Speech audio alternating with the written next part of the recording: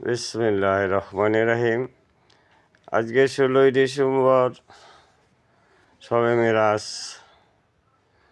রাসূলুল্লাহ সাল্লাল্লাহু আলাইহি ওয়াসাল্লাম আজকে আল্লাহর সাথে সাক্ষাৎ করছেন এই দিনে, এই 16ই ডিসেম্বর।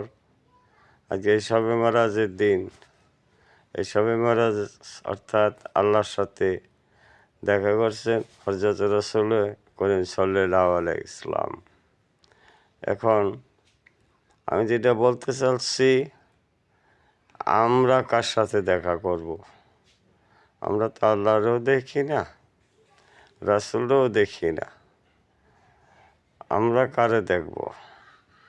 চর্মচোখে পীরকেও দেখি না। তাহলে এখন আমাদের উপায় কি?